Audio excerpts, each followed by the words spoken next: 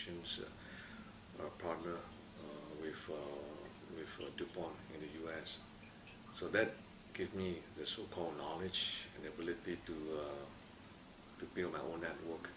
So I think with that experience I have, I moved out of the country during 1998 where the financial crisis happened. Thailand was my first stop because of the gaming communities there. Of course, doing business in Thailand is not easy. Southeast Asia especially. When it comes to games, back in those days we were only distributing the standalone, that is the PC formats games which come in diskette or CD-ROMs. Back in the late 90s. So that was also a time why I think it was a good time, and Thailand was one of the best places for me because there wasn't much regulations, easy to do business, and you have a huge pool of communities. Back then was roughly 60 million populations, compared with Singapore back then was around 3 to 4 million. I think that, and also the culture-wise, it's easy to get along with people, and that's also one of the reasons why I was there. And also, reason why I'm there also because I want to find a partner, because most of my partners have gone bust. Yeah, and they don't have the kind of resources to run the business. I have friends there. Back in the early days, I know quite a number of friends there who are also in this business, but they are not big. So with me involving with them, we try our best to grow the business. And I think with the commitments they have and with the knowledge of the network they have, and I think it helps me a lot. It helps to actually, I would say that easy to maneuver within the industry, especially when you are selling a product to a retail front. It takes a lot of courage, a lot of time, and to convince that your product genuine. And somehow, you know, Thailand has a bad name in terms of piracies back then in the early days. But that with us bringing down the costs during the crisis, I think it does really help us a lot in the communities to understand that good product doesn't mean that it will be very expensive.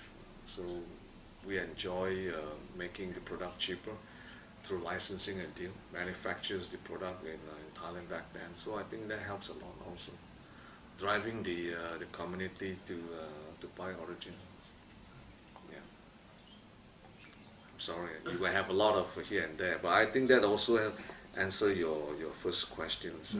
Yeah, definitely. So it was still till the year 2000 that 2001 that it was also a time that we think that we were fairly so-called a little bit tired of moving forward with the current business, because selling the DVD, selling the CD-ROM, you know, games into the retail front, sometimes we find it's very difficult. Whereas piracy is still rampant. Sales, though it catch up, but it wasn't so good. So during the year 2000, I spent a year and a half of my time traveling within Asia, especially in China, Korea, and Taiwan, just to understand more or less about how online games actually take off there. And I think online games today helps a lot for our business, because it's also a way of, I would say, prevent as much piracy as possible, though there are always pirate servers around, but it do help us to direct our business to the communities without going through the retail fronts, and also a way of supporting all our gamers directly, servicing them directly, and be able to you know, use the social network that we have to connect the people together and bring them into our portal. And that is also one of the biggest, not just challenge, but opportunity we have. I think today IT is very much different from the .com days. When .com days, I guess everybody just take the hype what is going around, but without content. So today, I think entertainment is one of the driving force for all IT related business. What are the challenges that you face when you initially need to license such games and software? Challenge I face will be giving a lot of good updates and information about the territories that we are in, especially in Southeast Asia. Most of the developers come from Korea, and I think that especially in the US, I think that one of the biggest challenge will be how to educate our publishers and developers about what kind of market we have. I think our markets are very unique because we have different culture, different dialect, languages we're using, and religious especially. So online game is not a very straightforward thing when it comes to Southeast Asia. As we all know, most of the games back then in the 80s to the 90s, I think practically mostly are all very westernized, futuristics, a lot of fantasies come from the Americans, come from the West and the Japanese. So when the Korean develops most of the content, they are almost fairly similar. If not, I would say much better. So I think other than that, it's also convincing the developers and publisher the standard of living, because cost factors is very, very important. Managing online games is unlike selling or distributing PC games, a box game. When you do PC distributions, you are just selling a box and that's it, your hands are clean. But in online games, you're talking about hosting a server, $1,000 servers in the IDC center, and you got to also, rent all the bandwidth, international bandwidth and local bandwidth from the telco.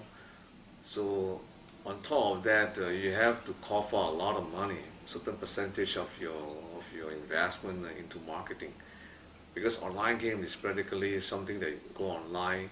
If you don't have a computer, you will never know how to play the games. So you need to do a lot of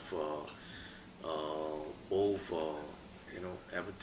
marketing in the press or in magazines, or today, viral marketing are very common. Now we are also looking into Facebook and all kind of network, all kind of social network, so-called expanding our reach out. Oh, okay. Yeah. Well, we practically do it from our own pocket.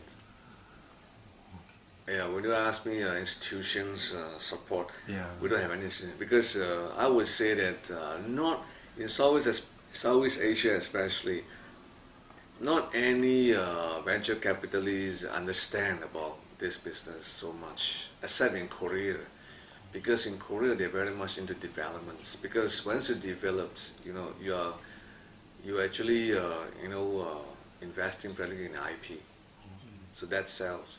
But we don't have the ability and credibility to develop content yet, because we don't possess the kind of scale. So we don't have the kind of engines.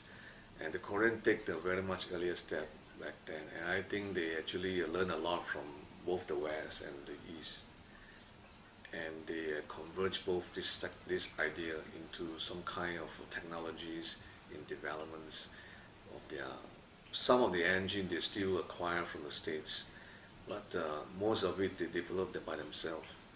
And on top of that, if we look at Korea, they have their own institutions where they actually trained, IT talents into such developments. Yes. So I would say that this business is difficult. So I have to throw whatever I have in my pockets, together with all my friends together, to be this business. We are proud to say that we don't even own or borrow any money from the banks. It was, I would say that we are kind of pretty adventurous and a risk taker. No, unfortunately, there are so much. We talk to them a lot.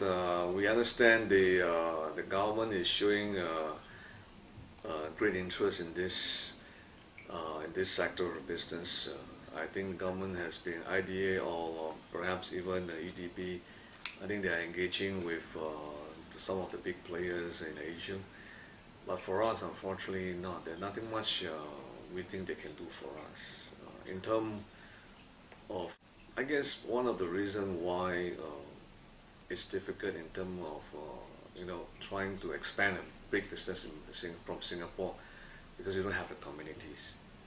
There are only a handful, and the biggest challenge in Singapore is the cost. It is a cost of maintaining the operations is something that we find one of the biggest challenge. So we must make sure that we manage enough revenue every month to keep up with that. Yeah. I would say that the government is trying for the last for the last few years more aggressively trying to bring in more players into this country. Of course, Singapore being a small country, we always have to take priorities into what is important. So we are unlike Koreans where we actually think about how to build really a new trade business, because we are very much depending on foreign investments. But to groom such a group of talents, it take a lot of time.